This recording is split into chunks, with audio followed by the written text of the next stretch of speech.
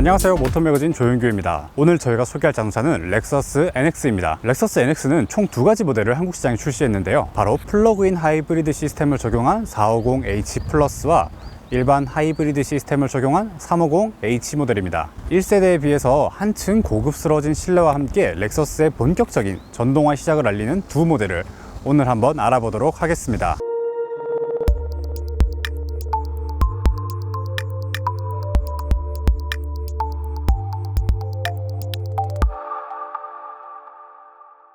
디자인을 살펴보기 전 NX에 대해 간단히 알아보도록 하겠습니다. 렉서스 1세대 NX는 프리미엄 어반 스포츠 기어를 목표로 만들어졌습니다. 당시에는 이 크기의 럭셔리 SUV가 별로 없었는데요. 역동성을 지닌 SUV가 되자 이것을 내세웠습니다. NX는 스포티하고 컴팩트하다는 느낌을 강조했고 가격이 아닌 개성을 내세우며 판매량을 높였습니다. 2세대는 1세대를 철저하게 진화시킨 모델입니다. 역동성과 첨단 기술을 융합한 바이탈 바이 테크 기어를 개발 컨셉으로 잡았습니다. 토요타 라브4와 동일한 플랫폼을 사용하지만 플랫폼을 개발할 때부터 신형 NX에 필요한 것들을 철저히 구성했습니다. 처음부터 컨셉을 제대로 논의한 뒤 디자인의 방향성을 결정하고 그 뒤에 스케치를 했습니다. 오늘 저희가 소개해드릴 NX450 플러그인 하이브리드와 NX350 하이브리드 모델은 외관에서의 큰 차이가 없습니다.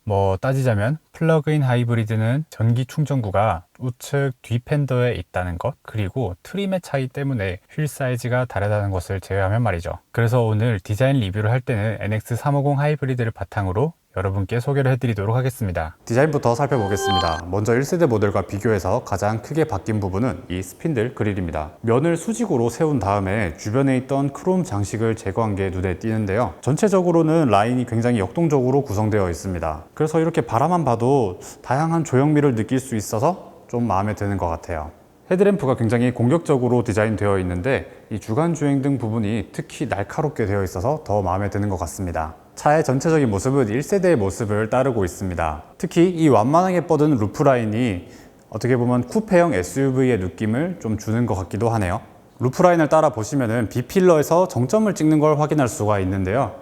바로 이 부분이 1세대 모델에서 그대로 가져온 부분이라고 말할 수가 있습니다. 제가 발견한 한 가지 특징적인 부분은 이 차가 분명 도시형 SUV를 지향하고 있음에도 불구하고 이 팬더에 있는 클래딩 부분을 차체 컬러와 동일하게 구성하지 않고 플라스틱으로 처리했다는 점인데요. 보통 이렇게 클래딩을 플라스틱으로 처리하는 거는 오프로드를 지향하는 차에서 많이 보던 거라 조금은 낯설기도 한데 그래도 잘 어울리는 그런 모습입니다. 휠의 사이즈는 20인치고요. 순정 타이어는 브리지스톤 타이어가 장착되어 있습니다. 휠 타이어 사이즈는 이 350H 모델과 450 플러그인 하이브리드 모델이 조금 다릅니다. 플러그인 하이브리드 모델이 사이즈가 한층 더 작은 모습이고요. 이 외에도 디자인의 차이는 거의 없습니다. 이 차가 신형으로 바뀌었다는 부분을 가장 크게 알 수 있는 건 바로 이 후면입니다. 먼저 눈에 띄는 게 렉서스 엠블럼이 기존의 그 로고가 아니고 렉서스 레터링으로 바뀌었다는 점인데요. 이 가운데를 가로지르는 라이트에 가장 잘 어울리는 게 이 레터링이었다고 합니다. 그런데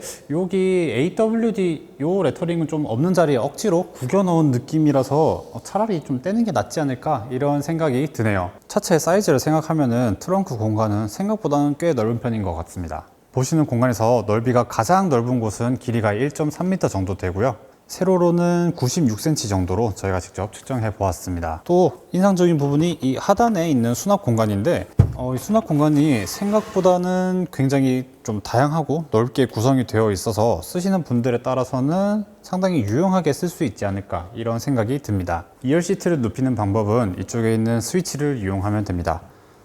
자기 혼자 스스로 넘어가는 모습이고요. 반대로 세울 때도 스위치를 그냥 꾹 눌러주기만 하면은 혼자서 이렇게 올라오는 모습을 볼 수가 있습니다. 사용자가 편리성 부분에서는 상당히 마음에 드는 부분이네요. 자, 렉서스 NX 실내에 들어왔습니다. 제가 일단 운전석에 앉았는데요. 렉서스는 이 디자인 컨셉을 타즈나라고 부르는데요. 그게 승마에서 유래된 그런 컨셉이라고 합니다. 어떻게 보면 가장 눈에 띄게 변화한 부분은 바로 이 14인치 디스플레이가 아닌가 싶습니다. 디스플레이 사이즈는 물론이고 이런 내부의 그래픽도 상당히 깔끔하고 예쁘게 바뀌었습니다. 상단부는 내비게이션이나 차량의 설정을 할 수 있는 부분이고 하단부는 딱 공조기만 조정할 수 있도록 변경되지 않는 그런 형태입니다. 드라이브 모드를 선택하는 부분은 이 센터 디스플레이 하단에 자리 잡았습니다. 이 차는 가장 높은 럭셔리 트림이어서 마크 레빈슨 오디오와 함께 이쪽에 우드 패널이 살짝 들어가는데요. 이 패널이 들어가는 부분도 플러그인 하이브리드 모델과는 다른데 여기 마크 레빈슨 로디오나 이런 트림이 들어가지 않는 게 차이점입니다. 계기판 잘 살펴보시면은 곡률이 굉장히 큰 유리 안쪽에 이렇게 디스플레이가 있다 보니까 시각적인 효과가 굉장히 좀 재미있습니다. 이 차를 운전하면서 굉장히 인상적으로 느낀 부분이 있습니다. 그게 바로 HUD 헤드업 디스플레이인데요. 뭐가 특별하냐 이렇게 물으실 수도 있는데 스티어링 휠에 이렇게 손 딱 올리게 되면은 내부의 이런 그래픽들이 바뀌면서 지금 내가 수행하려는 동작이 어떤 동작인지 다 알려주는 그런 게 굉장히 친절하기도 하고 눈에도 잘 들어오고 이래서 저는 되게 마음에 드는 부분이었습니다. 또 한 가지 눈에 띄는 부분은 바로 이 도어를 여는 손잡이입니다. 렉서스는 이 시스템을 E-Latch 시스템이라고 이름을 붙였어요. 손을 대고 누르고 열면 되는데 이 동작 자체가 굉장히 매끄러워서 상당히 인체공학적으로 디자인되어 있다 이렇게 말씀드릴 수가 있을 것 같아요. 사실 이 전자식 도어에 대해서 조금 불안감을 가지시는 분들이 많죠. 이게 사고가 나거나 차에 전자적인 오류가 생겼을 땐 어떻게 내리냐, 그 부분도 당연히 고려를 해 놓았습니다. 이 스위치는 누르기만 하는 게 아니고 당기기도 할 수 있는데요. 수동으로 열 때는 렛치를 2번 당기면 차가 이렇게 열리게 되어 있습니다. 자, 이제 NX 뒷자리로 넘어왔습니다. 지금 운전석은 183cm 성인에 맞추어서 세팅을 해놓은 상태고 그 상태 그대로 뒷좌석에 앉았습니다. 레그룸은 보시다시피 주먹 1개 정도 여유가 있고요. 헤드룸은 넉넉합니다. 헤드룸은 뭐 제가 똑바로 앉아 있어도 머리가 닿이는 거 없이 좀 편안한 자세를 만들 수가 있어요. 시트의 이런 쿠션감도 푹신푹신하고 되게 좋은 편이고요. 2열의 편의사양이 그렇게 특별하게 있는 것 같지는 않습니다. 눈에 띄는 건 열선 시트 하나 정도인 것 같고요. 이쪽 열어보시면 USB-C 타입 2개가 마련되어 있습니다. 선루프가 2단으로 분리되어 있긴 하지만 되게 넓게 퍼져 있어서 뒷자리 승객이 그렇게 답답함을 느낄 일은 많지 않을 것 같습니다. 팔걸이 쿠션이 생각보다 엄청 물렁물렁하네요. 이렇게 NX의 인테리어를 모두 살펴봤는데요. 이제 밖에 나가서 플러그인 하이브리드와 하이브리드 모델이 어떻게 다른지 직접 한번 운전해 보면서 느껴보도록 하겠습니다.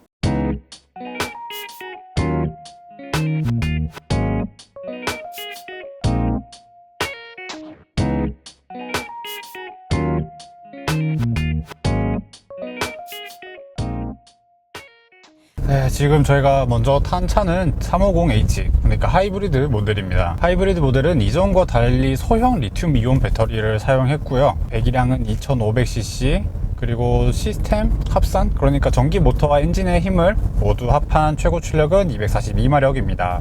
출력 자체는 전혀 아쉬운 게 없죠. 그리고 저속 토크도 상당히 좀 강화가 되어서인지 저속에서 속도를 높이는 과정이 상당히 가뿐합니다. 전체적인 주행 성능 자체는 아쉬울 게 없는 것 같습니다. 상당히 편안하고요.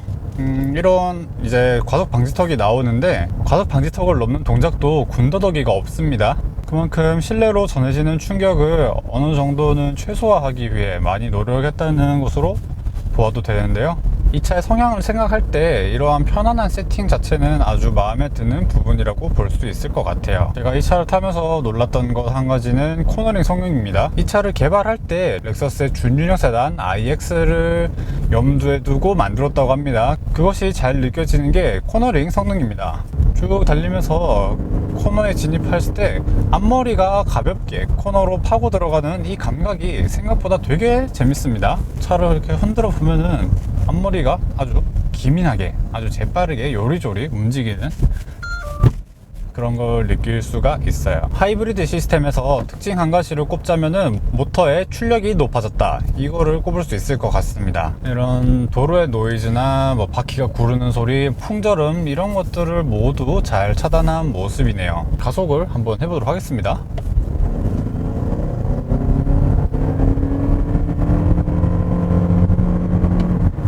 가속 성능은 뭐 그냥 무난한 수준입니다. 그러니까 이 차의 변속기가 무단 변속기, CVT 변속기죠. CVT 변속기가 사용이 되면서 아무래도 고회전이나 좀 높은 속도에서는 자연스럽게 힘이 좀 늘어지는 그런 현상이 발생합니다. 이게 구조적인 특징이다 보니까 딱히 뭐 단점이라고 말할 건 아닌 것 같아요. 그냥 구조적인 특징이다, 이 정도로만 알아주시면 될 것 같아요.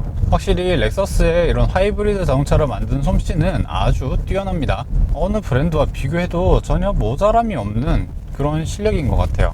도로가 완전히 뭐 깔끔하진 않은데 이런 도로의 잔 진동을 거르는 솜씨가 아주 놀랍네요. 제가 이제 뒤로 갈 텐데 이쪽 화면을 한번 잘 봐주세요. 점점 이렇게 바닥의 모습이 올라온 게 보이시죠? 이렇게 하면은 지금 내가 다니고 있는 길 바닥이 어떤 상태인가를 확인할 수 있도록 만들어진 그런 기능이라고 볼 수 있습니다. 사이드미러를 한번 접어보면은 또 되게 편리한 기능이 나오는데, 이렇게 내 차 옆면에 얼마나 벽이 가까운가 이걸 보여주는 기능입니다. 만약에 벽이 이만큼까지 왔다고 치면은 그 좁은 길을 다닐 때 이 카메라를 통해서 조금 더 편리하게 다닐 수가 있는 것이죠. 예를 들어서 앞에 있는 차가 벽이라고 생각을 하면요, 이렇게 지금 얼마나 가까이에 있는지 이 간격이 보이기 때문에 생각보다 되게 편리하게 사용할 수 있을 것 같습니다. 자, 지금까지 렉서스 350h, 그러니까 하이브리드 모델을 살펴봤고요.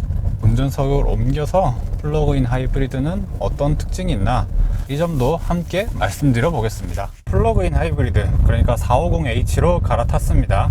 노면 상태가 좋지 않은 길을 똑같이 달리고 있는데 플러그인 하이브리드라고 해서 뭐 승차감이 조금 안 좋아진다거나 이런 모습은 전혀 없습니다. 이런 도로에서 주행하는 감각 자체는 거의 비슷한 것 같습니다. 지금 플러그인 하이브리드 모델에 탑재된 배터리는 18.1kWh 용량의 리튬이온 배터리가 들어가 있습니다. 무게는 180kg 정도 증가했습니다. 차 내부로 들리는 소음은 어느 정도 비슷한 것 같아요. 배터리 용량이 크기 때문에 전기 모드로 달릴 때의 개입이 더 큰 편인데요, 지금 차에 충전해 놓은 배터리가 다 닳아서 엔진이 조금 더 많이 개입을 하는데, 이 차 역시 마찬가지로 엔진이 개입할 때 그 소리가 조금 더 큰 편인 것 같습니다. 그리고 모터의 출력이 조금 더 강하다 보니 이 차의 합산 출력은 300마력이 조금 넘는 수준입니다.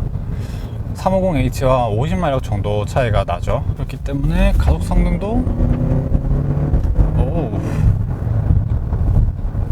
가속 성능 자체도 이 차가 훨씬 더 강하게 느껴집니다. 이 차 배터리를 충전해서 단순히 배터리 전기 구동으로만 갈 수 있는 거리는 57km라고 합니다. 제가 지금 타면서 느끼는 건데, 승차감은 방금 탔던 하이브리드보다 이 차가 조금 더 좋은 것 같습니다. 타이어 사이즈 차이인 것 같아요. 아무래도 휠의 인치수가 작고 타이어의 사이드월이 두툼할수록 승차감은 더 좋을 수밖에 없겠죠. 자, 그럼 플러그인 하이브리드라서 달라지는 몇 가지 포인트들을 찾아보도록 하겠습니다. 가장 먼저 다르다고 느껴지는 건 헤드업 디스플레이입니다. 하이브리드에서는 헤드업 디스플레이 조작과 연동시켜서 이런 버튼류들이 상당히 깔끔하게 구성이 되어 있었는데, 플러그인 하이브리드 스티어링 휠에서 볼 수 있는 이 버튼들은 기존의 렉서스에서 볼 수 있었던 그런 부분들과 크게 다르지 않습니다. 자, 두 번째로 오디오가 다르다는 건데요, 이 플러그인 하이브리드 모델에서는 마크 레빈슨 오디오는 빠져 있습니다. 그리고 썬루프도 바뀌었어요. 일반 썬루프가 적용이 되어 있네요. 이런 디테일한 부분이 차이가 좀 나는 것이죠. 결국 가격도 살펴봐야 될 텐데, 6천만원에서 7천만원 정도의 이런 고급 준준형 SUV를 구매하시는 분들한테는 아주 최적의 선택지가 될 수 있겠다, 이런 생각이 듭니다. 아무래도 렉서스가 기존에 약하다고 평가받았던 부분도 많이 개선을 했고, 이미 완성도가 높은 하이브리드 시스템이기 때문에 어떤 분들이 사용하셔도 만족스러울 것 같습니다. 이 가격대를 생각하면 경쟁 모델이 몇 개 떠오르는데요, 그 경쟁 모델에 비해서도 이 차는 전혀 모자람이 없다, 오히려 경쟁 모델들보다 좀 더 매력적이다, 이렇게 말할 수도 있을 것 같습니다.